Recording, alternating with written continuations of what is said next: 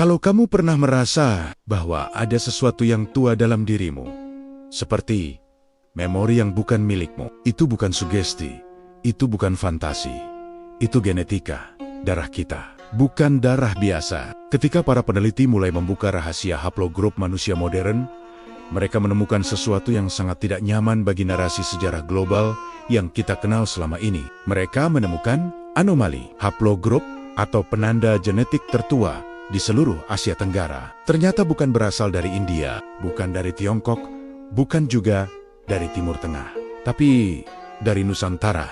Dalam penelitian genetika modern, ada garis keturunan yang disebut haplogrup M dan haplogrup Q.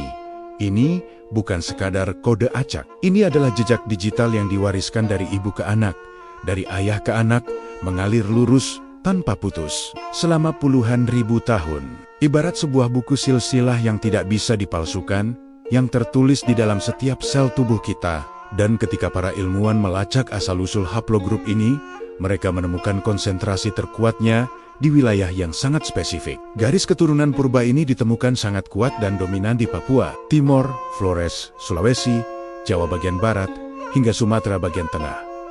Ini penting untuk dipahami. Ini bukan populasi kecil. Ini bukan pengecualian statistik atau kelompok minoritas yang terisolasi. Ini adalah fondasi genetik manusia modern di seluruh kawasan ini.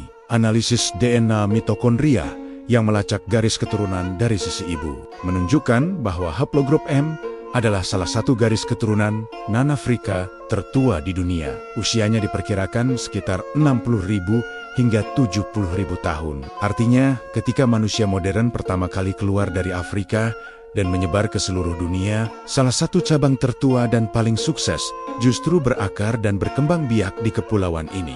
Garis keturunan ini kemudian menyebar menjadi nenek moyang bagi banyak populasi di Asia, bahkan hingga ke benua Amerika melalui haplogrup Q yang merupakan turunannya. Bayangkan, jejak genetik yang bermula dari kepulauan Nusantara ini menjadi salah satu pilar utama bagi pohon keluarga manusia di separuh dunia. Ini bukan lagi teori, ini adalah data keras. Data yang memaksa kita untuk bertanya ulang jika nenek moyang kita sudah ada di sini sejak puluhan ribu tahun lalu.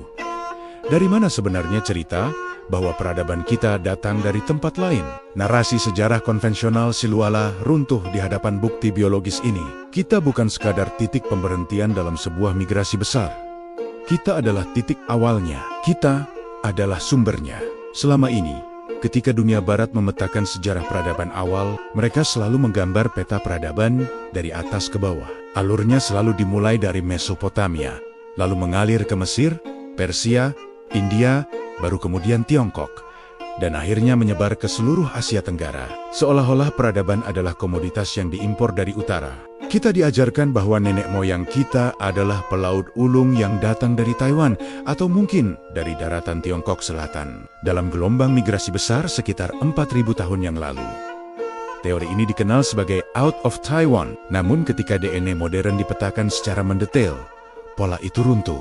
Data genetik menunjukkan gambaran yang jauh lebih kompleks, bahkan terbalik. Leluhur orang-orang Austronesia, Melanesia, dan populasi yang kita kenal sebagai Sunda Purba ternyata memiliki garis genetika yang menunjukkan mereka tidak datang dari manapun.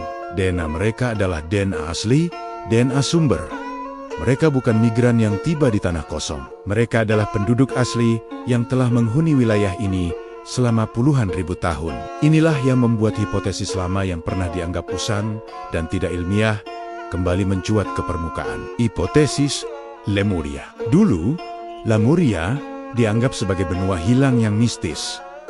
Fantasi dari para teosofis abad ke-19.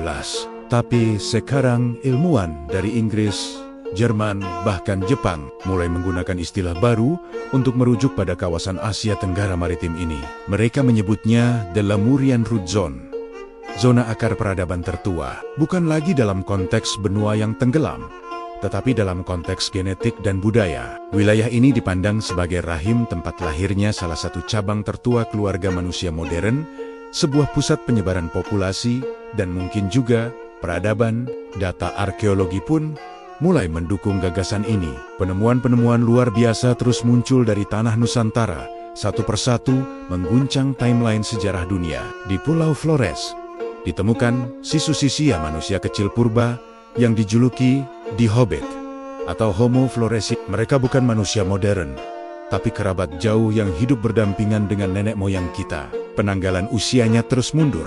Dari awalnya belasan ribu tahun, kini diperkirakan antara 50.000 hingga 60.000 tahun yang lalu. Ini menunjukkan betapa tuanya sejarah hunian manusia di pulau ini. Lalu di Sulawesi, di Gua Leang Tedonge, ditemukan lukisan gua figuratif tertua di dunia. Sebuah gambar babi kutil yang dilukis dengan pigmen oker merah, usianya ditaksir mencapai minimal 45.500 tahun.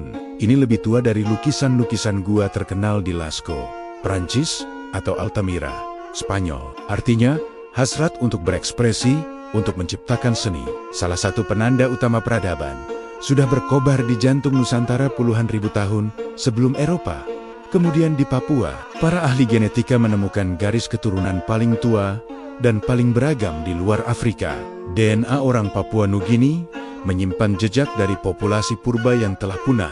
Denisovan dalam level yang tidak ditemukan di tempat lain di dunia. Setiap penemuan ini, baik dari fosil, artefak, maupun DNA, seperti potongan puzzle yang jika disatukan, membentuk sebuah gambaran yang sangat berbeda dari yang diajarkan di buku-buku sejarah. Dan dunia akademik mulai gelisah. Timeline yang sudah mereka bangun selama ratusan tahun, kini dipertanyakan oleh bukti-bukti yang datang dari kepulauan yang selama ini mereka anggap sebagai pinggiran dunia. Anomali-anomali ini tidak bisa lagi disembunyikan atau diabaikan. Mereka menuntut sebuah narasi baru, sebuah penulisan ulang sejarah manusia. Jadi, apa artinya semua ini untukmu? Kamu bukan keturunan bangsa baru. Kamu bukan produk impor sejarah. Kamu adalah pewaris darah yang tua, terlalu tua, hingga sejarah global sulit untuk menerimanya. Di dalam setiap helai DNA-mu, tersimpan gema dari puluhan ribu tahun perjalanan, adaptasi, dan penciptaan. Jejak para pemburu di zaman es, para pelukis gua pertama, para pelaut yang menjelajahi lautan Pasifik, sebelum orang lain berani bermimpi. Ketika kamu merasa merinding tanpa sebab saat mendengar alunan musik tradisional, ketika kamu merasa ada panggilan yang kuat saat menatap lautan luas atau gunung yang menjulang, itu bukan sekadar spiritualitas aneh atau imajinasi liar. Itu adalah memori kolektif. Itu memori genetik. Itu memori Lemuria, atau apapun kita menyebut tanah air purba ini, yang mulai bangun kembali di dalam dirimu.